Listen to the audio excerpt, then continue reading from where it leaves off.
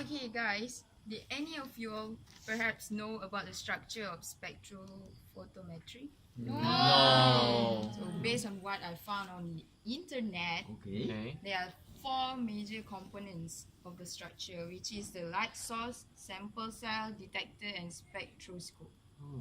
Okay, I'll be discuss two of the components, and the other two will be discussed by my fellow members. Okay, yeah, Okay. me. Okay. Okay, first is the light source. There are two kinds of lamps in spectrophotometer, which is deuterium and tungsten. Tungsten is a tungsten is a continuous spectrum of 300 to 3000 nanometer is emitted, while deuterium emits a continuous spectrum of 168 to 500 nanometer with its maximum energy is at 250 nanometer. Wow.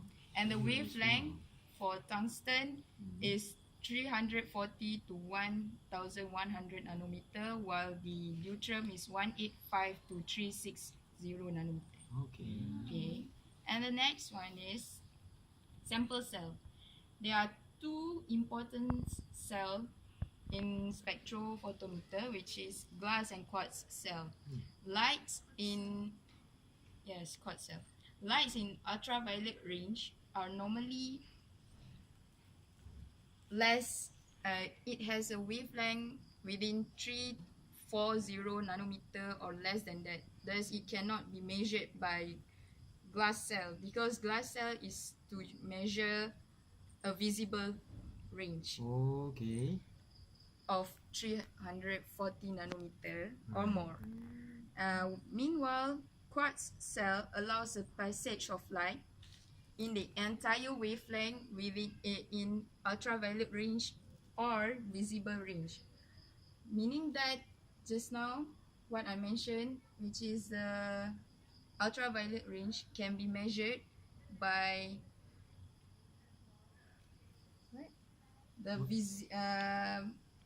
the the quartz cell. Yeah. Okay. Quartz cell can measure the ultraviolet range. Okay. Be- Besides that, there are various of sample cell, as you can see here, Oh. but it's not that important. These two are important. Okay. So, And the next, so guys, what I have been research for the structure of the spectrophotometry is spectroscope. Yeah, spectroscope part. You know about the spectroscope? So actually, a spectroscope plays a role in selecting a monochromatic light from a light source.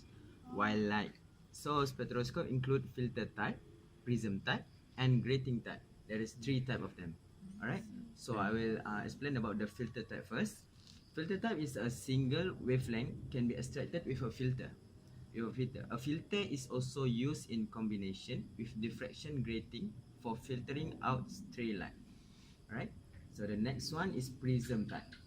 The prism type of the spectroscope is a spectrum of 175 to 2700 nanometer can be dispersed. The degree of dispersion varies with the wavelength. So the last is grating type, which is a diffraction grating. Dispersion is homogeneous at the entire wavelength and a wide range. Wavelength can be obtained with diffraction grating. In addition, a constant spectrum featuring a constant slit breadth can be obtained. Alright?